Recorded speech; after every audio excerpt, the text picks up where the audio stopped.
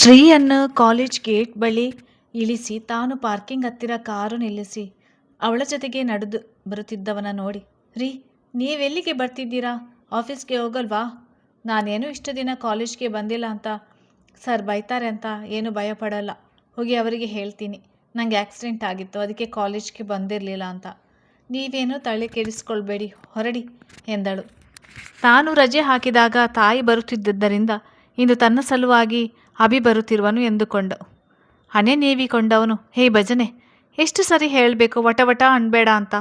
ಇದು ಕಾಲೇಜ್, ಇಲ್ಲ ಆದರೂ ಮೌನವಾಗಿ ಇರು.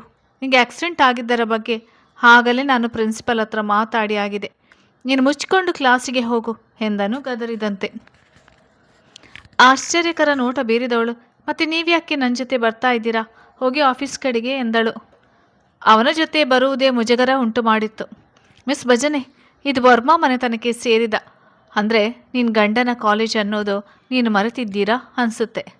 ಸ್ವಲ್ಪ ತಲೆ ಓಡಿಸಿ, ಇಲ್ಲಿಗೆ ನಾನು ಬರೋಕ್ಕೆ ಯಾರದಾದ್ರೂ ಅಪ್ಪನೆ ಪಡೆಯಬೇಕಾ ಎಂದನ ಅಸಮಾಧಾನದಲ್ಲಿ.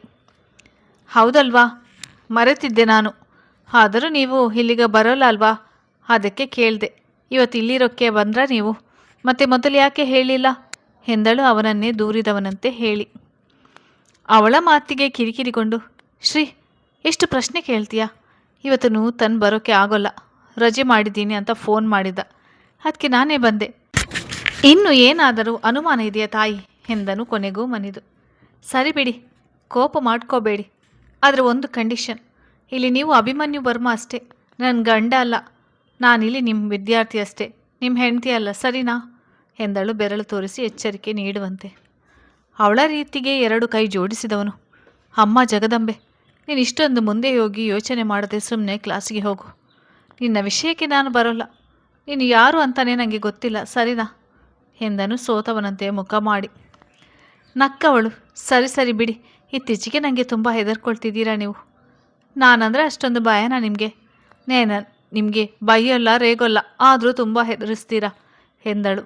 ಈಗೀಗ ಅವಳು ಏನು ಹೇಳಿದ್ರು ಅವನು ವಿರೋಧಿಸದಿರುವುದರಿಂದ. ಹೇ ಭಜನೆ, ಸುಮ್ಮನೆ ಕಂತೆ ಪುರಾಣ ಹೇಳೋದು ಬಿಟ್ಟು ಮುಚ್ಕೊಂಡು ಕ್ಲಾಸಿಗೆ ಹೋಗು. ನನಗೆ ಇಲ್ಲಿ ಕೆಲವು ಡಾಕ್ಯುಮೆಂಟ್ಸ್ ನೋಡೋದಿದೆ, ಜೊತೆಗೆ ಕಾಲೇಜ್ ಸ್ಟಾಫ್ ಜೊತೆ ಮೀಟಿಂಗ್ ಇದೆ. ಕಾಲೇಜ್ ಮುಗಿದ ಮೇಲೆ ಸಂಜೆ ಇಲ್ಲಿ ಕಾಯ್ತಿರು, ಒಟ್ಟಿಗೆ ಮನೆಗೆ ಹೋಗೋಣ. ಅವಳ ಉದ್ಘಟತನಕ್ಕೆ ರೋಸಿ ರೇಗಿದವನು ಸುಮ್ಮನೆ ಪ್ರಿನ್ಸಿಪಲ್ ರೂಮ್ಗೆ ಹೋದನು. ಏನು ಕೇಳಿದ್ರೋ ಹುರಹುರ ಅನ್ನುತ್ತೆ ಈ ಪ್ರಾಣಿ. ನೋಡೋಕ್ಕೇನೋ ಮಹಾಭಾರತ ಅಭಿಮನ್ಯು ಥರ ಹ್ಯಾಂಡ್ಸಮ್ ಆಗಿದ್ದಾರೆ ಬಿಟ್ಟರೆ ಬುದ್ಧಿಯೆಲ್ಲ ದುರ್ಯೋಧನ ಥರ ಇದೆ. ಅಲ್ಲ, ನನ್ನಂಥ ಮುದ್ದು ಹುಡುಗಿಗೆ ಈ ರೀತಿ ರೋಬೋಟ್ ಯಾಕೆ ಕೊಟ್ಟೆ ಭಗವಂತ? ಆಕಾಶದ ಕಡೆಗೆ ನೋಡಿ ಕೈ ಮುಗಿದವಳು ತಾನು ಕಾಲೇಜ್ಗೆ ನಡೆದಳು. ಸನ್ನಿಧಿ ಮದುವೆ ಹತ್ತಿರ ಇದ್ದುದರಿಂದ ನರಸಿಂಹ ದಂಪತಿ ಮತ್ತು ಸಾತ್ವಿಕ್ ಪತ್ರಿಕೆ ಹಂಚುವುದರಲ್ಲಿ ತೊಡಗಿದ್ದರು. ಇಂಚರ ಇದ್ದು ಇಲ್ಲದಂತೆ ಇರುತ್ತಿದ್ದಳು. ತಿಂಡಿ ಮುಗಿಸಿ ಪಲ್ಲವಿಯನ್ನು ಜೊತೆ ಕರೆದುಕೊಂಡು ಹೋದನು. ವರುಣ್ ಮನೆಯವರಿಗೆಲ್ಲ ಸ್ವಲ್ಪ ಕೆಲಸ ಇದೆ, ಪಲ್ಲವಿ ಶಾಪಿಂಗ್ ಮಾಡಿಸಬೇಕು ಎಂದು ಕಾರನ್ನು ನೀಡಿದರೂ ಒಳ ವಿಷಯ ಬೇರೆಯದೇ ಇತ್ತು. ಕಾರಿನಲ್ಲಿ ಹೋಗುತ್ತಾ ಕೇಸ್ನ ತನಿಖೆ ಬಗ್ಗೆ ಮಾತು ತೆಗೆದವನು ವರುಣ್. ಪಲ್ಲವಿ, ಈಗ ನಾವು ಗೆಸ್ಟ್ ಹೌಸ್ ಕಡೆ ಹೋಗಬೇಕು. ಯಾಕೆಂದರೆ ಮೊದಲು ಇಲ್ಲಿ ಚಾರು ಸಮಾಧಿ ಇದೆಯಾ ಇಲ್ವಾ ಅನ್ನುವ ಗ್ಯಾರಂಟಿ ನಮಗೆ ಸಿಗಬೇಕು ಎಂದನು ರಸ್ತೆಯೆಡೆ ದೃಷ್ಟಿಯಿಟ್ಟು. ಸರಿ ಸರ್, ಹೋಗೋಣ. ಹಾಗೆ ಸ್ವಲ್ಪ ಆಶ್ರಮದ ಕಡೆ ಹೋಗೋಣ, ಅಲ್ಲಿ ನನ್ನ ಬಟ್ಟೆ ಇದೆ ಸರ್, ತರಬೇಕಾಗಿತ್ತು ಎಂದಳು ಹಿಂಜರಿಕೆಯಿಂದ. ಬೆಳಿಗ್ಗೆ ಸನ್ನಿಧಿ ಅಂಗಿಸಿದ್ದು ನೋಡಿ ತನ್ನ ಬಟ್ಟೆ ತರುವ ನಿರ್ಧಾರ ಮಾಡಿದ್ದಳು. ಬೆಳಿಗ್ಗೆ ಆದ ವಿಚಾರಕ್ಕೆ ಕ್ಷಮಿಸಿ ಪಲ್ಲವಿ. ಸನ್ನಿಧಿ ನನ್ನ ಮಾವನ ಮಗಳು, ಇನ್ನೊಂದು ರೀತಿಯಲ್ಲಿ ನನ್ನ ಲವ್ವರ್. ಅದಕ್ಕೆ ಸ್ವಲ್ಪ ನನ್ನ ಬಗ್ಗೆ ಜಲಸಿಯಾಗಿದೆ, ಅದನ್ನು ನಿಮ್ಮ ಮೇಲೆ ತೋರಿಸಿದಾಳೆ ಅಷ್ಟೇ. ಅದು ಬಿಟ್ಟರೆ ಅವಳು ಯಾರನ್ನು ಹೀಯಾಳಿಸುವ ಹುಡುಗಿ ಅಲ್ಲ, ತುಂಬ ಒಳ್ಳೆಯವಳೆ ಎಂದನು. ದೂರ ಆದರೂ ಪ್ರೀತಿಸಿದವಳ ಇನ್ನೊಬ್ಬರ ಮುಂದೆ ಬಿಟ್ಟು ಕೊಡಲಾರದೆ ಕಣ್ಣರಳಿಸಿ ನೋಡಿದವಳು. ಪರವಾಗಿಲ್ಲ ಸರ್, ಪ್ರೀತಿಯಲ್ಲಿ ಇದೆಲ್ಲ ಮಾಮೂಲಿ, ಆದರೆ ಅವರಿಗೆ ಮದುವೆ ಫಿಕ್ಸ್ ಆಗಿದೆ. ಅಂದರೂ ನೀವು ಹೇಳಲೇ ಇಲ್ಲ ಸರ್ ನಿಮ್ಮದು ಮದುವೆ ಇದೆ ಅಂತ ಎಂದಳು ವರುಣ್ ಸನ್ನಿಧಿ ಮದುವೆ ಇರಬೇಕು ಎಂದುಕೊಂಡು. ಕಣ್ ತೇಲಿಸಿದವನು, ಅದೊಂದು ದೊಡ್ಡ ಕತೆ, ಯಾವಾಗಲಾದರೂ ಹೇಳ್ತೀನಿ ಬಿಡಿ. ಈಗ ಶಾಪಿಂಗ್ ಮಾಲ್ ಕಡೆ ಹೋಗೋಣ, ನಿಮ್ಗೆ ಏನು ಬೇಕು ತಗೊಳ್ಳಿ. ಆಶ್ರಮದ ಹತ್ತಿರ ಈಗ ಹೋಗೋಕ್ಕೆ ಆಗೋಲ್ಲ ಎಂದನು ಗಂಭೀರವಾಗಿ. ಯಾಕೆ ಸರ್ ಎಂದಳು ಆತಂಕದಿಂದ. ಅವನ ಕೈನಿಂದ ದುಡ್ಡು ಪಡೆಯಲು ಮುಜುಗರಾಗಿ. ಇನ್ನೂ ಸರಿಯಾದ ಕಾರಣ ಸಿಗ್ತಿಲ್ಲ ಪಲ್ಲವಿ. ನಿಮ್ಮ ಆಶ್ರಮದ ಇಬ್ಬರು ವಾರ್ಡನ್ ಬಗ್ಗೆಯೂ ನಾವು ಡೀಟೇಲ್ಸ್ ಕಲೆಕ್ಟ್ ಮಾಡ್ತಾ ಇದ್ದೀವಿ. ಈಗ ನೀವು ಅವರ ಕಣ್ಣಿಗೆ ಬಿದ್ದರೆ ವಿಷಯ ಬೇರೆ ಕಡೆಗೆ ತಿರುಗಿ ಕೊಲೆಗಾರ ಹುಷಾರಾಗುವ ಸಾಧ್ಯತೆ ಇದೆ. ಹಾಗಾಗಿ ನೀವು ಬದುಕಿರುವುದೇ ಯಾರಿಗೂ ತಿಳಿಯುವುದು ಬೇಡ ಎಂದಳು. ಸರಿ ಸರ್, ಆದರೆ ನಾನು ಅಭಿಮನ್ಯು ಸರ್ ಆಫೀಸ್ನಲ್ಲಿ ಕೆಲಸ ಮಾಡಿ ನಿಮ್ಮ ದುಡ್ಡು ವಾಪಸ್ ಕೊಡ್ತೀನಿ. ಬೇಡ ಅನ್ಬೇಡಿ ಸರ್ ಎಂದಳು. ಅವನಿಂದ ಈಗ ಆಗುತ್ತಿರುವ ಸಹಾಯವೇ ಸಾಕು ಎಂದುಕೊಂಡು ಕೆಲಸಕ್ಕೆ ಹೋಗಲು ಒಪ್ಪಿದಳು. ಓಕೆ, ನಿಮ್ಮಿಷ್ಟ. ಆದರೆ ಕೇಸ್ ಮುಗಿಯುವವರೆಗೂ ನೀವು ಬದುಕಿರೋದೇ ಯಾರಿಗೂ ತಿಳಿಯುವುದು ಬೇಡ, ಗೊತ್ತಾಯ್ತಾ? ಆದಷ್ಟು ನಿಮ್ಮ ಮುಖನ ಹೊರಗಡೆ ಯಾರಿಗೂ ತೋರಿಸಬೇಡಿ, ಎಚ್ಚರಿಕೆ ನೀಡಿದನು. ಅವಳ ಪ್ರಾಣಕ್ಕೆ ಅಪಾಯ ಇದೆ ಎಂದು. ಸರಿ ಸರ್, ತಲೆ ಆಡಿಸಿದಳು. ಒಪ್ಪಿದಳು ಪಲ್ಲವಿ. ಅವಳು ವಿಳಾಸ ಹೇಳಿದಂತೆ ಸಿಟಿಯ ಹೊರಗೆ ಕಾಡಿನಂತಿದ್ದ ಜಾಗದಲ್ಲಿ ಬಂದಿಳಿದಳು. ಇದೆ ಸರ್, ತ್ಯಾಗಿ ಗೆಸ್ಟ್ ಹೌಸ್. ನೋಡೋಕೆ ಮಾಮೂಲಿ ಬಂಗ್ಲೆ ಥರ ಇದೆ, ಆದರೆ ಇದೊಂದು ಕೆಟ್ಟ ಸ್ಥಳ ಸರ್ ಎಂದಳ ಅಸಹ್ಯವಾಗಿ ನೋಡುತ್ತಾ. ಸೂಕ್ಷ್ಮವಾಗಿ ಪರೀಕ್ಷಿಸ್ತಿದ್ದ ವರುಣ್, ಈಗ ನನಗೆ ಇಲ್ಲಿ ಎಲ್ಲೆಲ್ಲಿ ಏನೇನು ಆಯಿತು ಅಂತ ಸರಿಯಾಗಿ ವಿವರಿಸಿ. ಸದ್ಯಕ್ಕೆ ಇಲ್ಲಿ ಯಾರೂ ಬರೋದಿಲ್ಲ ಅನಿಸುತ್ತೆ, ಬನ್ನಿ ನೋಡುವ ಎಂದವನು ಮನೆ ಸುತ್ತಲೂ ಏನಾದರೂ ಸಿಗುವುದಾ ಹುಡುಕುತ್ತಿದ್ದನು. ಇದೇ ಮುಖ್ಯ ಬಾಗಿಲು ಸರ್, ಹಿಂದೆ ಒಂದು ಬಾಗಿಲಿದೆ, ಇಲ್ಲಿ ನೋಡಿ ಸರ್, ಈ ಕಿಟಕಿಯಿಂದನೇ ನಾನು ನೋಡಿದ್ದು. ಹಿಂದಿನ ಬಾಗಿಲಿನಿಂದ ನನ್ನ ಚಾರುನವರು ಹೇಳ್ಕೊಂಡು ಹೋದರು ಸರ್ ಎಂದಳು ಬಾಗಿಲ ಬಳಿ ನಿಂತು ಬಾವುಕಳಾಗಿ. ನೀವೀಗ ಅಳಬೇಡಿ ಪಲ್ಲವಿ. ವಿಷಯ ಏನಂದರೆ ಈ ಮನೆಗೆ ಯಾವುದೇ ಕಾಂಪೌಂಡ್ ಇಲ್ಲ, ವಾಚ್ಮ್ಯಾನ್ ಇಲ್ಲ, ಮತ್ತು ಇದು ಸಿಟಿಯಿಂದ ಆಚೆ ಇದೆ, ಹಾಗಾಗಿ ಯಾರಿಗೂ ತಿಳಿಯುವುದಿಲ್ಲ. ನಾನು ಆಗಲೇ ಒಂದು ಸಾರಿ ಬಂದು ಇಲ್ಲೆಲ್ಲ ನೋಡಿದೆ. ಈ ಮನೆ ಸುತ್ತ ಯಾವುದೇ ಸಮಾಧಿ ಇಲ್ಲ ಪಲ್ಲವಿ ಎಂದನು. ಅವನು ಬಂದಾಗ ಏನೂ ಸಿಗದಿದ್ದುದರಿಂದ. ಅದೇಗೆ ಸಾಧ್ಯ ಸರ್? ನಾನೇ ನನ್ನ ಕಣ್ಣಾರೆ ನೋಡಿದ್ದೀನಿ. ಅವರು ಚಾರುನ ಸಾಯಿಸಿ ಹೂತಿದ್ದ. ಬನ್ನಿ ಸರ್ ಎಂದವಳು ಮನೆ ಹಿಂದೆ ಕರೆತಂದು ಸುತ್ತಲೂ ಸೂಕ್ಷ್ಮವಾಗಿ ಕಣ್ಣಾಡಿಸಿದಳು. ನೀವು ಕತ್ತಲೆಯಲ್ಲಿ ನೋಡಿದಲ್ವಾ ಅವರೆಲ್ಲಿ ಓಡಾಡಿದ್ದು ಅಂತ ನೆನಪು ಮಾಡಿಕೊಂಡು ಹುಡುಕಿ. ಈ ಘಟನೆ ನಡೆದು ತುಂಬ ದಿನ ಆಗಿದೆ. ನಮಗೆ ಒಂದು ಸಾಕ್ಷಿ ಸಿಕ್ಕರೂ ಕೇಸ್ ಮೇಲೆ ತರಬಹುದು. ಏನಾದರೂ ಗುರುತು ಇದ್ದರೆ ಹೇಳಿ ಎಂದನು. ಅವನು ಪ್ರತಿಯೊಂದು ಪರೀಕ್ಷೆ ಮಾಡುತ್ತಾ. ಸ್ವಲ್ಪ ಹೊತ್ತು ಅತ್ತಿಂದಿತ್ತ ಓಡಾಡಿದವಳು. ಸರ್ ಸರ್, ಇಲ್ಲಿ ನೋಡಿ ಸರ್ ಎಂದಳು ಒಂದೆಡೆ ನಿಂತು. ಇದು ನೋಡಿ ಸರ್, ನಾನು ಈ ಮನೆ ಹತ್ತಿರ ಬಂದಾಗ ಇಲ್ಲಿ 3 ಸಪೋಟ ಗಿಡ ಅಷ್ಟೇ ಸರ್ ಇದ್ದಿದ್ದು. ಇಲ್ಲಿ 4 ಇದೆ. ನನಗೆ ಚೆನ್ನಾಗಿ ನೆನಪಿದೆ ಸರ್, 3 ಇದ್ದ ಗಿಡ 4 ಆಗಿದೆ. ಆದರೆ ಎಲ್ಲ ಒಂದೇ ಸಮ ಇದೆ ಎಂದಳು ಅನುಮಾನದಿಂದ. ಗುಡ್, ಹಾಗಿದ್ರೆ ಚಾರು ಸಮಾಧಿ ಇದರೊಳಗೆ ಒಂದು ಗಿಡದ ಕೆಳಗೆ ಇದೆ. ಇಷ್ಟು ಸುಳಿವು ಸಾಕು, ಉಳಿದದ್ದು ನಾನು ನೋಡ್ಕೊಳ್ತೀನಿ ಎಂದನು. ಗೆಲುವಿನ ನಗೆ ಬೀರಿ ಗಿಡದ ಹತ್ತಿರ ನಿಂತವನು. Yes, I got it. ಈ ಗಿಡದಲ್ಲಿ ಚಾರು ಸಮಾಧಿ ಇದೆ. ಪಲ್ಲವಿ ಇಲ್ಲಿ ನೋಡಿ, ಈ 3 ಗಿಡದಲ್ಲಿ ಆಗಲೇ ಸಪೋಟ ಹಣ್ಣುಗಳು ಆಗಿದೆ. ಆದರೆ ಈ 2ನೇ ಗಿಡದಲ್ಲಿ ಕೆಲವು ಕಾಯಿಗಳು ಇದ್ದಾವೆ. ಹಾಗೆ ಕಾಂಡ ಇನ್ನೂ ಬಲಿತಂತೆ ಇಲ್ಲ. ಅಲ್ಲಿಗೆ ಇದೇ ಗಿಡದ ಕೆಳಗೆ ಚಾರುನ ಸಮಾಧಿ ಮಾಡಿದ್ದಾರೆ ಎಂದನು ದೃಢವಾಗಿ ನಿರ್ಧರಿಸಿ. ನನ್ನ ಚಾರು ಆತ್ಮಕ್ಕೆ ಶಾಂತಿ ಸಿಗುವುದೇ ಇಲ್ಲ ಅಂತ ಅಂದ್ಕೊಂಡಿದ್ದೆ. ಆದರೆ ನೀವು ದೇವರ ಥರ ಬಂದು ಕೈ ಹಿಡಿದು ಬಿಟ್ರಿ ಸರ್. ಈ ಹೋರಾಟದಲ್ಲಿ ನನ್ನ ಸಾವಾದರೂ ಚಿಂತೆ ಇಲ್ಲ ಸರ್. ಆದರೆ ನನ್ನ ಚಾರುವಿಗೆ ಹಿಂಸೆ ಕೊಟ್ಟ ಯಾರನ್ನು ಸುಮ್ಮನೆ ಬಿಡಬೇಡಿ ಸರ್. ನಮ್ಮಂಥ ನಾಥರಿಗೆ ಒಂದು ಮನಸ್ಸಿದೆ, ನಮಗೂ ಒಂದು ಬದುಕಿದೆ ಅಂತ ಎಲ್ಲರಿಗೂ ತಿಳಿಲೇಬೇಕು ಸರ್ ಎಂದಳು. ಗೆಳತಿಯ ಸಾವಿನ ಕ್ಷಣ ನೆನೆದು ಕಣ್ಣು ತುಂಬಿಕೊಂಡು. ಖಂಡಿತ ಶಿಕ್ಷೆ ಆಗುತ್ತದೆ ಪಲ್ಲವಿ. ಅದು ಯಾರಾದರೂ ನಾನು ಸುಮ್ಮನೆ ಬಿಡೋದಿಲ್ಲ. ಕೊನೆಗೆ ಮುಖ್ಯಮಂತ್ರಿ ಹತ್ರ ಹೋಗುವುದೇ ಆಗಲಿ, ಹೋಗೋಣ. ನನ್ನ ಹತ್ತಿರ ಯಾರ ಹೆಸರು ಪ್ರಭಾವ ಕೂಡ ನಡೆಯಲ್ಲ. ಈ ವಿಷಯ ಅಭಿಮನ್ಯು ಬ್ರೋಗೂ ಗೊತ್ತಿದೆ. ಯಾರೂ ಈ ಕೇಸ್ ತಡೆಯೋಕೆ ಆಗೋಲ್ಲ. ನೀವು ಧೈರ್ಯವಾಗಿರಿ. ನಿಮ್ಮ ಜೊತೆ ಇಡೀ ವರ್ಮ ಕುಟುಂಬ ಇದೆ, ಹೆದರಬೇಡಿ ಎಂದನು ಭರವಸೆ ನೀಡಿ. ತುಂಬ ಧನ್ಯವಾದಗಳು ಸರ್ ಎಂದಳು ಗದ್ಗದಿತ ಧ್ವನಿಯಲ್ಲಿ. ಬನ್ನಿ ಮನೆಗೆ ಹೋಗೋಣ. ಮುಂದಿನ ಕೆಲಸ ನಾನು ನೋಡ್ಕೊಳ್ತೀನಿ. ಏನೊಂದು ವಾರದಲ್ಲಿ ಕೊಲೆಗಾರ ನಿಮ್ಮ ಮುಂದೆ ಇರ್ತಾನೆ. ಇದು ನಾನು ನಿಮಗೆ ಕೊಡ್ತಿರುವ ಆಶ್ವಾಸನೆ ಎಂದನು ಅವಳನ್ನು ಕರೆದುಕೊಂಡು ಬರುತ್ತಾ. ಸಂಜೆ ಕಾಲೇಜ್ ಮುಗಿಸಿ ತನ್ನ ಸ್ನೇಹಿತರ ಜೊತೆ ಜೋರಾಗಿ ಮಾತನಾಡುತ್ತಾ ನಗುತ್ತಾ ಕಾಲೇಜ್ನ ಆವರಣದಲ್ಲಿ ನಡೆದು ಬರುತ್ತಿದ್ದಳು ಶ್ರೀನಿಕಾ.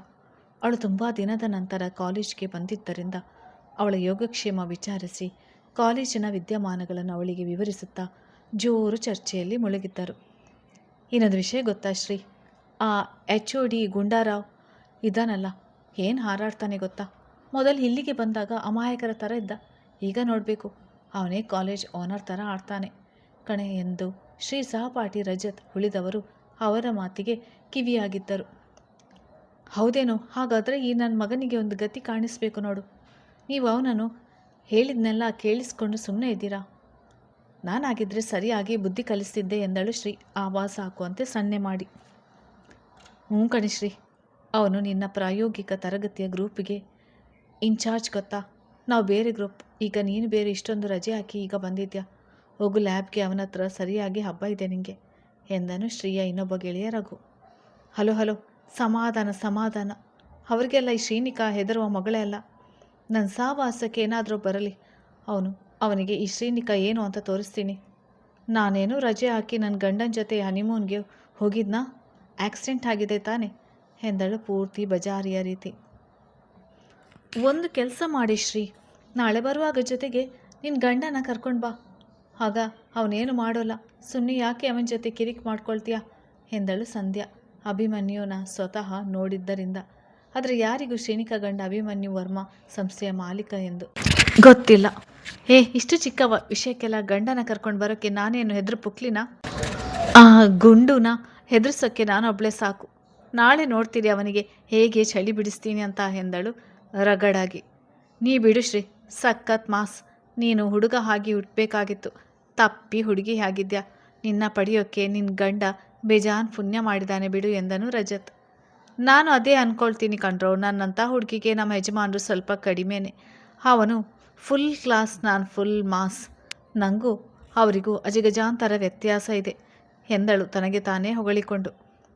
ಹೌದಾ? ಅಂದರೆ ನಿನ್ನ ಗಂಡ ನೋಡೋಕ್ಕೆ ಚೆನ್ನಾಗಿಲ್ವಾ ಅಥವಾ ಬಡವನ, ದುಡ್ಡಿಲ್ವಾ?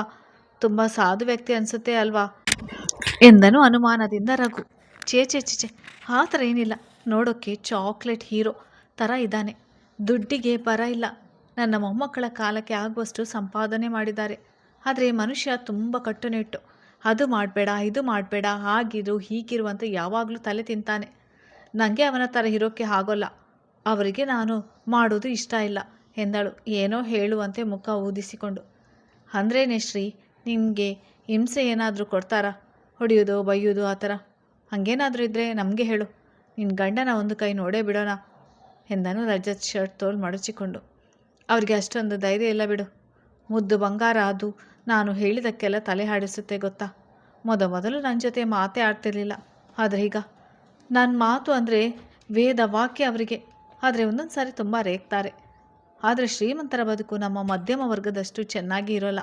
ಒಂದು ರೀತಿಯಲ್ಲಿ ಉಸಿರುಗಟ್ಟಿಸುವ ವಾತಾವರಣ ಎಂದವಳು ಸತ್ಯವನ್ನೇ ಹೇಳುತ್ತಿದ್ದಳು. ಅಂದರೆ ಎಂದರು ಮೂವರು ಅವಳ ಮಾತಿಗೆ. ನಮ್ಮತ್ತ ಪ್ರೀತಿ ವಿಶ್ವಾಸ ಇರುತ್ತದೆ, ಆದರೆ ಶ್ರೀಮಂತರ ಜೀವನ ಯಂತ್ರದ ರೀತಿ. ಅವರು ಬಾಯಿ ಬಿಡುವುದೇ ಆಸ್ತಿ ದುಡ್ಡಿನ ವಿಷಯ ಮಾತನಾಡುವುದಕ್ಕೆ. ಬರೀ ಹಕ್ಕು ಅಧಿಕಾರ ಅಷ್ಟೇ ಅವರಿಗೆ ನೆನಪಿರುತ್ತೆ.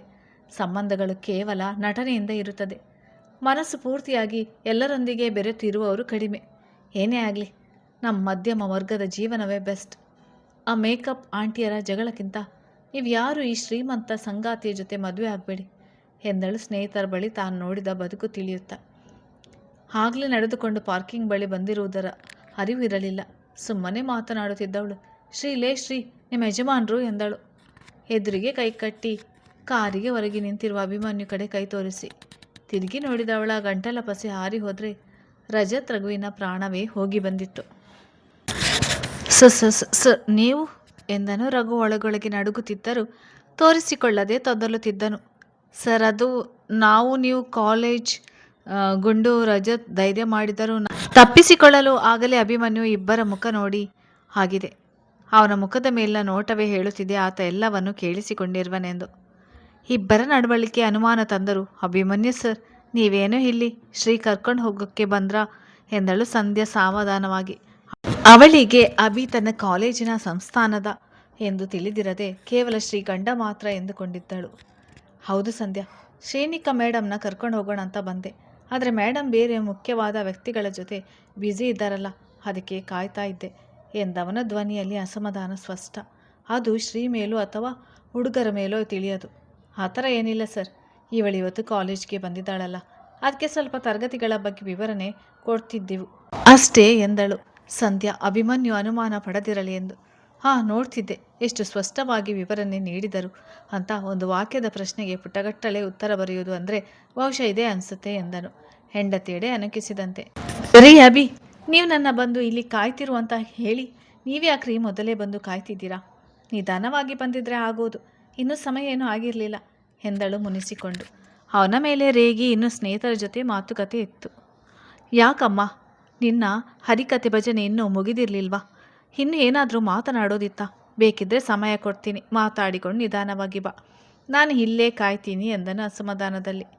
ಇಬ್ಬರ ಸಂಭಾಷಣೆ ಬಗ್ಗೆ ಏನು ತಿಳಿಯದ ರಜತ್, ಅಯ್ಯೋ ಬೇಡ ಸರ್, ನಾವೇನೂ ಮಾತನಾಡ್ತಿರ್ಲಿಲ್ಲ, ಬರೀ ಶ್ರೀ ಯೋಗಕ್ಕೆ ಕ್ಷೇಮ ವಿಚಾರಿಸ್ತಾ ಇದ್ದದು ಅಷ್ಟೇ, ಇನ್ನೇನು ಇಲ್ಲ ಎಂದನು ಭಯದಿಂದ. ಕಾಲೇಜ್ ಓನರ್ ಎಂದು ಹುಡುಗರಿಗೆಲ್ಲ ತಿಳಿದಿತ್ತು. ಅವಳು ಶ್ರೀ ಅಲ್ಲ, ಮಿಸ್ಟರ್. ಅವಳ ಹೆಸರು ಶ್ರೀನಿಕಾ ಅಭಿಮನ್ಯು ವರ್ಮಾ ಅಂತ. ಅವಳನ್ನು ಶ್ರೀ ಅನ್ನುವ ಹಕ್ಕು ನಿಮ್ಗೆ ಯಾರು ಕೊಟ್ಟಿದ್ದು ಎಂದವನ ಕೋಪ ಅವನು ಶ್ರೀ ಎಂದಿದ್ದಕ್ಕೋ ಇಲ್ಲ ಹೆಂಡತಿ ಮೇಲಿನ ಜಲಸಿಗೋ ಕಾಣೆ. ಶ್ರೀ ಒಂದು ರೀತಿ ನೋಡಿದವಳು, ನನ್ನ ಹೆಸರು ಶ್ರೀನಿಕಾನೇ, ಆದರೆ ಇವರು ಶ್ರೀ ಅಂತಾನೆ ಕರೀಲಿ, ನನಗೆ ಅದೇ ಇಷ್ಟ ಎಂದಳು ಅಬಿಯಡೆ ಮೂತಿ ತಿರುವಿ. ನಿಂಗೆ ಇಷ್ಟ ಇರ್ಬೋದು, ಆದರೆ ನನಗೆ ನಷ್ಟ. ಏನ್ರು ಇವಳ ನಿನ್ಮೇಲೆ ನೀವು ಶ್ರೀನಿಕಾ ಅಂತಿರೋ ಶ್ರೀ ಅಂತಿರೋ, ಸ್ವಲ್ಪ ಮೇಡಮ್ ಎದುರಿಗೆ ಹೇಳಿ ಎಂದನು ಕಿಡಿ ನೋಟ ಬೀರಿ. ಹುಡುಗರು ಹೆದರಿದಾಗಲೇ ಅವನಿಗೆ ಅಂದಾಜಾಗಿತ್ತು ತಾನು ಯಾರೆಂದು ಅವರಿಗೆ ತಿಳಿದಿದೆ ಎಂದು. ಶ್ರೀನಿಕಾ ಅಂತಾನೆ ಕರಿತೀವಿ ಸರ್ ಎಂದರು ರಘು ರಜತ್ ಇಬ್ಬರು ಭಯದಿಂದ ಒಟ್ಟಿಗೆ. ವೆರಿ ಗುಡ್, ಬೇಗ ವಿಷಯನ ಅರ್ಥ ಮಾಡಿಕೊಳ್ತೀರಾ. ಇದೇ ಬುದ್ಧಿ ಓದೋದ್ರಲ್ಲಿ ತೋರಿಸಿ ಕಾಲೇಜ್ನ ಕೀರ್ತಿ ಜಾಸ್ತಿ ಮಾಡಿ. ಏನು ಶ್ರೀ ಮೇಡಮ್, ಹೋಗುವುದಾ ಅಥವಾ ಎಂದನು ಗಡ್ಡ ಕೆರೆದುಕೊಂಡು. ಅವನ ಹಿಂದೆ ಅಭಿ ಗುರಾಯಿಸುತ್ತಲೇ ಕಾರಿನ ಒಳಗೆ ಕೂತಳು. ಸಂಧ್ಯಾ ಶ್ರೀನಿಕಾಗೆ ಇವ್ರು ಏನಾಗಬೇಕು, ಆಗಲೇ ಅದೇನೇನೋ ಅಂತಿದ್ರು, ಭಯಕ್ಕೆ ಏನು ಸರಿಯಾಗಿ ಅರ್ಥ ಆಗಲಿಲ್ಲ. ಇವರು ಅವಳ ಸಂಬಂಧಿಕರು ಅಂತ ಮೊದಲೇ ಹೇಳಬೇಕು ತಾನೆ ನೀನು ಎಂದನು ರಘು ಬಡಬಡ ಎಂದು ಹೋದರಿ. ಏಯ್, ಅವ್ರು ಶ್ರೀನಿಕಾ ಗಂಡ ಕಂಡ್ರೋ, ಇಷ್ಟೊತ್ತಿನವರೆಗೂ ನೀವು ಮಾತನಾಡಿದ್ದು ಶ್ರೀ ಗಂಡ ಇವರೇ ಅಭಿಮನ್ಯು ಎಂದಳು ಸಂಧ್ಯಾ ನಸುನಗುತ್ತಾ. ವಾಟ್, ಶ್ರೀ ಗಂಡನ ಎಂದು ಇಬ್ಬರು ಬಾಯಿ ಬಿಟ್ಟು ಅಚ್ಚರಿಯಿಂದ ಒಬ್ಬರ ಮುಖ ಒಬ್ಬರು ನೋಡುತ್ತಾ. ನಿಮ್ಗೇನಾಯಿತು? ಆಗಲಿನಿಂದ ನೋಡ್ತಿದ್ದೀನಿ ಒಂಥರ ಆಡ್ತಿದ್ದೀರಾ, ಯಾಕಿಷ್ಟು ಭಯಪಡ್ತಿದ್ದೀರಾ ಎಂದಳು. ಸಂಧ್ಯಾ ಇಬ್ಬರೆಡೆ ಅನುಮಾನ ನೋಟ ಬೀರಿದಳು. ಶ್ರೀನಿಕಾ ಗಂಡ ಅಭಿಮನ್ಯು ವರ್ಮಾ ಈ ಕಾಲೇಜ್ನ ಓನರ್ ಕನೆ ಎಂದವರ ಮಾತಿಗೆ ಈಗ ಶಾಕ್ ಆಗೋ ಸರದಿ ಸಂಧ್ಯಾದಾಗಿತ್ತು. ಮನೆಗೆ ಬಂದ ವರುಣ್ ಎದುರಿಗೆ ಕೈಕಟ್ಟಿ ಅವನಡೆಗೆ ತೀಕ್ಷ್ಣವಾಗಿ ದಿಟ್ಟಿಸ್ತಾ ನಿಂತಿದ್ದಳು ಸನ್ನಿಧಿ. ಬೆಳಿಗ್ಗೆ ವರುಣ್ ಬೈದು ಹೋದ ನಂತರ ಪಶ್ಚಾತ್ತಾಪ ಪಡುತ್ತಿದ್ದವಳು. ಅವನು ಮತ್ತೆ ಪಲ್ಲವಿಯನ್ನು ಕರೆದುಕೊಂಡು ಹೋಗಿದ್ದು ಸಹಿಸದಾಗಿದ್ದಳು. ಒಳಗೆ ಬಂದವನು ಅವಳೆಡೆ ನೋಡಿದರೂ ನೋಡದಂತೆ, ರಾಮಣ್ಣ, ಕಾರಲ್ಲಿ ಶಾಪಿಂಗ್ ಬ್ಯಾಗ್ಸ್ ಇದೆ, ಎಲ್ಲವನ್ನು ಪಲ್ಲವಿಗೆ ರೆಡಿ ಮಾಡಿರುವ ರೂಮ್ನಲ್ಲಿ ಇಟ್ಟುಬಿಡಿ ಎಂದನು ಕೆಲಸದವರಿಗೆ ಆದೇಶ ನೀಡಿ. ಮಿಸ್ಟರ್ SB ವರುಣ್ ರಾವ್, ಸ್ವಲ್ಪ ಈ ಕಡೆನೂ ನೋಡ್ತೀರಾ ಎಂದಳು ಸನ್ನಿಧಿ. ಅವನ ಮುಂದೆ ಕೈ ಆಡಿಸಿ ಒಂದು ಕ್ಷಣ ಅವನಿಗೆ ಹಳೆ ಸನ್ನಿಧಿ ನೆನಪಾದಳು. ವರುಣ್ ಪೊಲೀಸ್ ಆದ ಹೊಸದ್ರಲ್ಲಿ ಅವಳಾಗೆ ಅವನನ್ನು ಕರೆಯುತ್ತಿದ್ದದು. ಆಗ ಪ್ರೀತಿ ಇತ್ತು. ಈಗ ಹಲೋ, ನಿಮ್ಮನೆ ಕರೆತಿರೋದು, ಯಾಕಪ್ಪ ಕೇಳಿಸ್ತಿಲ್ವಾ ಅಥವಾ ಮಾತಾಡೋಕೆ ಇಷ್ಟ ಇಲ್ವಾ ಎಂದಳು ಅವನನ್ನೇ ನೋಡುತ್ತಾ ನಿಂತಿದ್ದವನನ್ನು ಎಚ್ಚರಿಸಿ. ಹಾಗೇನೂ ಇಲ್ಲ, ಹೇಳಿ ಏನು ವಿಷಯ ಎಂದನು ಮಾತಿನಲ್ಲಿ ಗಂಭೀರತೆ ತಂದುಕೊಂಡು. ಏನಿಲ್ಲ, ನಿಮಗೆ ತುಂಬ ಮುಖ್ಯವಾದ ಒಂದು ವಿಷಯ ಹೇಳಬೇಕಾಗಿತ್ತು. ಎಲ್ಲರಿಗೂ ಹೇಳಿದ್ದೀನಿ, ಇನ್ನು ನೀವೊಬ್ಬರೇ ಉಳಿದವರು, ಅದಕ್ಕೆ ನೀವು ಬರಲಿ ಅಂತ ಕಾಯ್ತಾ ಇದ್ದೆ ಎಂದಳು ಮುಗುಳ್ನಗೆಯೊಂದಿಗೆ. ಹುಬ್ಬು ಗಂಟಿಕ್ಕಿದವನು ಏನು ವಿಷಯ ಎಂದನು. ಅದು ನಂದು ಮುಂದಿನ ವಾರ ಮದುವೆ ಇದೆ. ನಿಶ್ಚಿತಾರ್ಥಕ್ಕೆ ಸರಿಯಾಗಿ ನಿಮಗೆ ಹೇಳೋಕ್ಕೆ ಆಗಲಿಲ್ಲ, ಅದಕ್ಕೆ ಈಗ ಮದುವೆಗೆ ನಾನೇ ಖುದ್ದಾಗಿ ಬಂದು ಹೇಳ್ತಿದ್ದೀನಿ. ತಗೊಳ್ಳಿ, ಇದು ನನ್ನ ಮದುವೆ ಲಗ್ನ ಪತ್ರಿಕೆ. ನಾನೇ ನನ್ನ ಆತ್ಮೀಯರಿಗೆ ಅಂತ ಮಾಡಿಸಿರೋದು. ಮೊದಲ ಪತ್ರಿಕೆ ನಿಮಗೆ ಕೊಡ್ತಾ ಇದ್ದೀನಿ, ತಪ್ಪದೇ ಮದುವೆಗೆ ಬರಬೇಕು, ಮರೆಯಬೇಡಿ ಎಂದಳು ತುಂಬ ಸಂತೋಷವಾಗಿರುವಂತೆ ಅವನ ಮುಂದೆ ನಡೆಸಿ. ಓ ಹೌದಾ, ತುಂಬ ಧನ್ಯವಾದಗಳು ಸನ್ನಿಧಿಯವರೇ. ನನಗೆ ಮೊದಲ ಪತ್ರಿಕೆ ಕೊಡಬೇಕಂತ ನಿಮಗೆ ಅನ್ನಿಸಿದೆ ಅಂದರೆ ಅದು ನನ್ನ ಅದೃಷ್ಟವೇ ಬಿಡಿ. ಖಂಡಿತ ಮದುವೆಗೆ ಬಂದೇ ಬರ್ತೀನಿ, ನೀವೇನು ವರಿ ಆಗಬೇಡಿ, ನಿಮ್ಮ ಮದುವೆ ಭರ್ಜರಿಯಾಗಿ ನಡೆಯುತ್ತದೆ ಎಂದನು ವರುಣ್. ತಾನೇನು ಕಮ್ಮಿ ಇಲ್ಲ ಎಂಬಂತೆ. ಅವನ ಮನಸ್ಸಿನಲ್ಲಿ ಉರಿಯುತ್ತಿರುವ ಬೆಂಕಿಯ ಕಾವು ಅವನಿಗಷ್ಟೇ ಗೊತ್ತು. ತನ್ನ ನೋವು ಅವಳ ಮುಂದೆ ತೋರಿಸಲಾಗದೆ ಬಿಡಲಾಗದೆ ಕುಸಿಯುತ್ತಿದ್ದನು. ಸರಿ ಸನ್ನಿಧಿಯವರೇ, ನನಗೆ ಕೆಲಸ ಇದೆ ಬಾಯ್ ಎಂದವನು ಒಂದೇ ಉಸಿರಿಗೆ ತನ್ನ ರೂಮ್ ಸೇರಿ ಕುಸಿದು ಕುಳಿತನು. ಅವನ ಕಣ್ಣಿನಿಂದ ಎಡಬಿಡದೆ ನೀರು ಸುರಿಯುತ್ತಿತ್ತು. ಬುದ್ಧಿ ಬಂದಾಗಿನಿಂದಲೂ ಅವನ ಹಿಂದೆ ಮುದ್ದಾಗಿ ಅಲೆಯುತ್ತಿದ್ದ ಸನ್ನಿಧಿ ಎಂದರೆ ತುಸು ಹೆಚ್ಚೇ ಕಾಳಜಿ. ಅದು ಹಾಗೆ ಮುಂದುವರೆದು ಕೊನೆಗೆ ಒಬ್ಬರಿಗೊಬ್ಬರು ಅರ್ಥ ಮಾಡಿಕೊಂಡಿರುವ ಸಮಯದಲ್ಲಿ ಸನ್ನಿಧಿ ದೊಡ್ಡ ಹೊಡೆತ ನೀಡಿದ್ದಳು. ಇದಕ್ಕೆಲ್ಲ ತನ್ನ ತಾಯಿಯ ದುರಾಸೆ ಕಾರಣ ಎನ್ನಬೇಕೋ, ನರಸಿಂಹರ ದುಡುಕು ಎನ್ನಬೇಕೋ ತಿಳಿಯದೆ ಒದ್ದಾಡುತ್ತಿದ್ದನು ವರುಣ್. ಹಿತ ತಾನು ಮದುವೆ ಪತ್ರಿಕೆ ಕೊಟ್ಟಾಗಲಾದರೂ ತನ್ನ ಮೇಲಿನ ಪ್ರೀತಿಯನ್ನು ತನ್ನೆದುರು ವ್ಯಕ್ತಪಡಿಸುವನು ಎಂದು ಬಯಸುತ್ತಿದ್ದ ಸನ್ನಿಧಿ ಮನಸ್ಸಿಗೆ ಭರ್ಜಿಯಲ್ಲಿ ಹಿರಿದ ಆಗಿತ್ತು. ವರುಣ್ನ ನಡವಳಿಕೆಗೆ ತಾನೇನು ಅಲ್ಲ ಎಂಬಂತೆ ಹೋದ ಅವನ ನಡೆ ಸನ್ನಿಧಿಗೆ ದೊಡ್ಡ ಪ್ರಶ್ನೆಯಾಗಿ ಕಾಡಿತ್ತು. ತಾನು ದುಃಖ ಹೊರಹಾಕಲು ಕಾರ್ ಕೀ ಹಿಡಿದು ಹೊರಟು ಹೋದಳು ಸನ್ನಿಧಿ. ಇದಕ್ಕೆಲ್ಲ ಮುಖ ಸಾಕ್ಷಿಯಾಗಿದ್ದ ಪಲ್ಲವಿಗೆ ಮಾತ್ರ ಎಲ್ಲ ಗೋಜಲು ಏನೆಂದು ಅರ್ಥ ಆಗಲಿಲ್ಲ. ಒಂದು ರೀತಿಯಲ್ಲಿ ತನಗೆ ತಿಳಿಯದೆ ಮುಂದೆ ಸನ್ನಿಧಿಗೆ ಉಪಕಾರ ಮಾಡುವವಳಿದ್ದಳು ಪಲ್ಲವಿ. ಕಾರು ಓಡಿಸ್ತಿದ್ದ ಅಭಿಯ ಕ್ಷಣ ಕ್ಷಣಕ್ಕೂ ಹೆಚ್ಚುತ್ತಿದೆ. ಅದನ್ನು ಕಾರಿನ ವೇಗ ಹೆಚ್ಚಿಸಿ ತೋರಿಸ್ತಿದ್ದನು. ಆದರೆ ಶ್ರೀಯೆಡೆ ಒಂದು ಕಿರುನೋಟವನ್ನು ಹರಿಸಲಿಲ್ಲ. ರಸ್ತೆ ಕಡೆ ನೋಡಿಕೊಂಡು ಕುಳಿತಿದ್ದನು. ಮುಖದಲ್ಲಿ ಅಸಮಾಧಾನ ಸ್ಪಷ್ಟ. ಆಯಿತು, ಹೀಗೇನಾಯಿತು ಅಂತ ಹೀಗೆ ಕಾರನ್ನು ಒಳ್ಳೆ ವಿಮಾನದ ಥರ ಓಡಿಸ್ತಿದ್ದೀರಾ? ಸ್ವಲ್ಪ ನಿಧಾನವಾಗಿ ಓಡಿಸಿ, ನನಗೆ ಇಲ್ಲಿ ಭಯ ಆಗ್ತಿದೆ ಎಂದಳು ಶ್ರೀ. ಕೊನೆಗೂ ತಾನೇ ಮೌನ ಮುರಿದು ಟಕ್ಕನೆ ಬ್ರೇಕ್ ಹಾಕಿದವನು ಅವಳೆಡೆ ಗುರಾಯಿಸಿ, ತುತು ಅಯ್ಯ, ಇಂಥ ದರಿದ್ರ ಭಾಷೆಯನ್ನೆಲ್ಲ ಮೊದಲು ಬಿಟ್ಟರೆ ಸರಿ ನೀನು. ಇಲ್ಲ ಒಂದು ಸಾರಿ ಮುರಿದಿರುವ ಕೈಯನ್ನು ಸಂಪೂರ್ಣವಾಗಿ ಮುರಿದು ಮೂಲೆಯಲ್ಲಿ ಕೂರಿಸ್ತೀನಿ ಎಂದನು ಅಭಿಮನ್ಯು ಕೈ ತೋರಿಸಿ ಎಚ್ಚರಿಕೆ ನೀಡುವಂತೆ. ಮುಖ ದಪ್ಪ ಮಾಡಿಕೊಂಡು, ಈಗ ನಾನೇನು ಮಾಡಿದೆ ಅಂತ ಹೀಗೆ ಆಡ್ತಿದ್ದೀರಾ? ನಾನು ಕಾಲೇಜ್ನಲ್ಲಿ ನನ್ನ ಮಾತನಾಡಿಸೋಕ್ಕೆ ಬರಬೇಡಿ ಅಂತ ಹೇಳಿದೆ ತಾನೆ. ನೀವೇ ಮಧ್ಯೆ ಬಂದು ನನ್ನ ಫ್ರೆಂಡ್ಸ್ಗೆಲ್ಲ ನೀವು ನನ್ನ ಗಂಡ ಅಂತ ಗೊತ್ತಾಗೋ ಥರ ಮಾಡಿದ್ರಿ. ಈಗ ನನ್ನ ಬಗ್ಗೆ ಅವರೇನು ತಿಳ್ಕೊಂಡರು ಎಂದಳು ಏನೋ ಗಾನವಾಗಿ ಯೋಚಿಸುತ್ತಾ. ಸಿಡಿದವನು, ಬರದೆ ನಿನ್ನ ಕಿತ್ತೋದ ಗುಣಗಾನ ಕೇಳಿಕೊಂಡು ಸುಮ್ಮನೆ ನಿಂತ್ಕೋಬೇಕಾಗಿತ್ತಾ? ಏನು ಭಾರಿ ದೊಡ್ಡ VIP ಮೀಟಿಂಗ್ನಲ್ಲಿ ಬ್ಯುಸಿ ಇದ್ದೆ ನೋಡು. ನಾನು ಬಂದು ತೊಂದರೆ ಮಾಡಿದೆ ಅಲ್ವಾ? ಅದೇನಿದು ನಿಂದು ಬಾಯ ಬಚ್ಚಲ? ಮನೆಯಲ್ಲಿ ನಾಯಿ ಮರಿ ಥರ ಇರ್ತೀಯ, ಕಾಲೇಜ್ನಲ್ಲಿ ಒಳ್ಳೆ ಕಜ್ಜಿ ನಾಯಿ ಥರ ಆಡ್ತೀಯ ಎಂದನು. ಅವಳು ಮೈದಾನದಲ್ಲಿ ಜೋರಾಗಿ ನಗುತ್ತಾ ಬರುತ್ತಿದ್ದದ್ದು ನೋಡಿ ಅಸಮಾಧಾನಗೊಂಡು, ನಾನೇಕೆ ನಾಯಿ ಆಗಲಿ? ನಾನು ಯಾವಾಗಲೂ ಸಿಂಹನೇ. ಅದು ನಿಮಗೆ ಗೊತ್ತಿರಲಿಲ್ಲ ಅಷ್ಟೇ. ಅದು ನನ್ನ ತಪ್ಪಲ್ಲ. ನಿಮ್ಮನ್ನು ಯಾರು ನಾನು ಮಾತನಾಡುವುದು ಕೇಳಿಸ್ಕೊಳ್ಳಿ ಅಂದಿದ್ದು? ಸುಮ್ಮನೆ ಹೋಗಬೇಕಾಗಿತ್ತು. ನನಗೇನು ಸರ್ಕಾರದ ಬಸ್ ಕಡಿಮೆ ಇದ್ದಾವ? ನಿಧಾನವಾಗಿ ಬರ್ತಿದ್ದೆ ಎಂದಳು. ತಾನೇನು ಮಾಡೇ ಇಲ್ಲ ಎಂಬಂತೆ ಅಮಾಯಕವಾಗಿ. ಓ ಬರ್ತೀಯಾ? ಹಾಗೆ ಬರೋಕ್ಕೆ ಹೋಗಿ 2 ತಿಂಗಳ ಆಸ್ಪತ್ರೆಗೆ ಅಲಿತಿರೋದು. ಹೌದು, ನೀನಿದ್ದ ಪರಿಸ್ಥಿತಿ, ನಾನು ಅನುಭವಿಸಿದ ಸಂಕಟ ನನಗಷ್ಟೇ ಗೊತ್ತು. ನಿಂಗೇನು ಗೊತ್ತು? ಬರೀ ಹುಡುಕಾಟ, ಚೇಷ್ಟೆ ಇಷ್ಟೇ ಗೊತ್ತಿರೋದು. ಆ ಹುಡುಗರ ಜೊತೆ ಸೇರಿಕೊಂಡಾಗಿ ಜೋರಾಗಿ ಅರಚಿಕೊಂಡು ಬರ್ತಿದ್ಯಲ್ಲ, ನಿಧಾನವಾಗಿ ಮಾತಾಡೋಕ್ಕೆ ಬರೋದಿಲ್ವಾ ನಿಂಗೆ ಎಂದನು ಕ್ಷಣ ಕ್ಷಣಕ್ಕೂ ಕೋಪ ಜಾಸ್ತಿ ಮಾಡಿಕೊಳ್ಳುತ್ತಿದ್ದ. ನಾನೇನು ಅರಚಿತಿರಲಿಲ್ಲ. ನಾವು ಮಾತನಾಡೋದೇ ಹಾಗೆ. ನಿಮ್ಗೆ ಯಾರು ಹೇಳಿದ್ದು ಆಕ್ಸಿಡೆಂಟ್ ಆದಾಗ ನನ್ನ ಬದುಕಿಸಿ ಅಂತ? ಸತ್ರೆ ಸಾಯ್ಲಿ ಅಂತ ಸುಮ್ಮನೆ ಆಗಬೇಕಾಗಿತ್ತು. ಹೇಗೋ ನಿಮಗೂ ಅದೇ ಬೇಕಾಗಿತ್ತ ಅನಿಸುತ್ತೆ ಎಂದಳು. ತಾನು ಕಡಿಮೆ ಇಲ್ಲ ಎಂಬಂತೆ ಸಿಡಿಮಿಡಿಗೊಂಡಳು. ಬೇಕಿತ್ತು, ಅದಕ್ಕೆ ಲಕ್ಷ ಸುರಿದು ನಿನ್ನ ಬದುಕಿಸಿದ್ದು. ಸ್ವಲ್ಪನೂ ವಿವೇಚನ ಶಕ್ತಿ ಇಲ್ಲ ನಿನಗೆ. ಮನಸ್ಸಿಗೇನೋ ಬರುತ್ತೆ, ಅದನ್ನೇ ಮಾತನಾಡಬೇಕು ನೀನು ಅಲ್ವಾ? ಸಂಧ್ಯಾನು ನಿನ್ನ ಜೊತೆ ಇದ್ದರೂ ಎಷ್ಟು ನಾಜುಕ್ಕಾಗಿ ವರ್ತಿಸ್ತಿದ್ಲು. ನಿನಗೆ ಮೈ ಮೇಲೆ ಪ್ರಜ್ಞೆನೇ ಇಲ್ಲ. ನಿನ್ನ ಜೊತೆ ಆ ಹುಡುಗರು ಬೇರೆ. ಆ ಸಮಯದಲ್ಲಿ ನಿಮ್ಮ ಮಾತುಕತೆ ಅಷ್ಟು ಮುಖ್ಯವಾ ಎಂದನು. ವಿಷಯ ಬೇರೆ ಹಳಿ ಹಿಡಿಯುತ್ತಾ ಇತ್ತು. ನೋಡಿ ಅಭಿ, ನೀವು ದುಡ್ಡು ಕೊಟ್ಟಿದ್ದೀರಾ, ನನಗೂ ನೆನಪಿದೆ. ಅದನ್ನು ಪದೇ ಪದೇ ಹೇಳುವುದು ಬೇಡ, ನಂಗೆ ಅರ್ಥ ಆಗುತ್ತೆ. ನೀವು ಶ್ರೀಮಂತರು ಅಂತ. ಮುಂದೆ ಕೆಲಸ ತಗೊಂಡು ನಿಮ್ಮ ದುಡ್ಡನ್ನೆಲ್ಲ ವಾಪಸ್ ಕೊಡ್ತೀನಿ. ಅವರೆಲ್ಲ ನನ್ನ ಸ್ನೇಹಿತರು. ನಾವಿರೋದೇ ಹೀಗೆ. ಅದು ನಿಮಗೆ ಇಷ್ಟ ಇಲ್ಲ ಅಂದರೆ ನಾನೇನು ಮಾಡಲಿ? ನಾನೇನು ನಿಮ್ಮ ಮನೆಯವರ ಥರ ಜನ ಜಾತ್ರೆ ಹೊಂದದೇ ಇರುವವಳ ಹೇಳಿ? ನನಗೆ ನನ್ನ ಸ್ನೇಹಿತರೇ ಮುಖ್ಯ. ನಾನು ಹೀಗೆ ಇರೋದು ಎಂದಳು ಪಟ್ಟು ಬಿಡದೆ ತಾನು ಕೋಪದಿಂದ. ಅವಳ ತೋಲು ಬಿಗಿಯಾಗಿ ಹಿಡಿದವನು, ದುಡ್ಡು ಕೊಡ್ತೀಯಾ? ಆಯಿತು ಕೊಡು. ಜೊತೆಗೆ ನಾನು ಹಾಕಿರುವ ಕಣ್ಣೀರು, ನೋವು, ಸಂಕಟ ಅದೆಲ್ಲ ಯಾರು ವಾಪಸ್ ಕೊಡ್ತಾರೆ? ಅದನ್ನು ಕೊಡು ನೋಡೋಣ.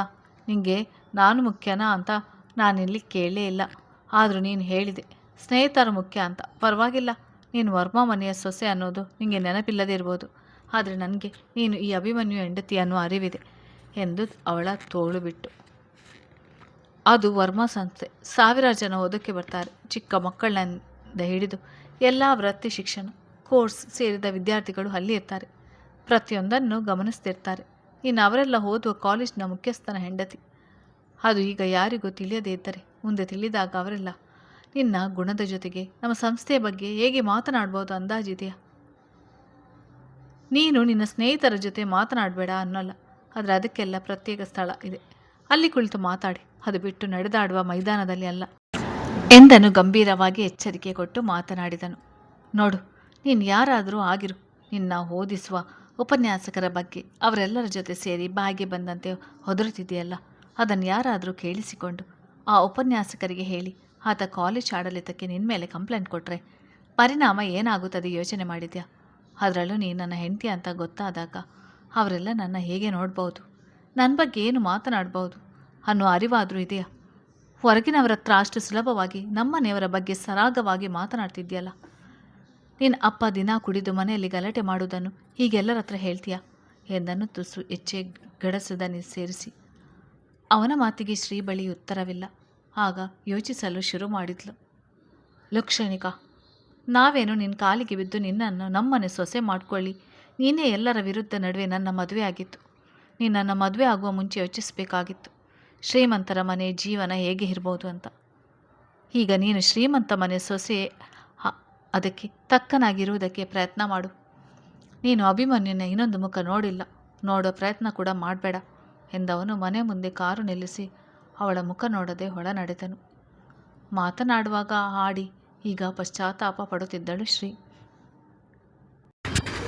ಕತೆ ಮುಂದುವರಿಯುತ್ತದೆ.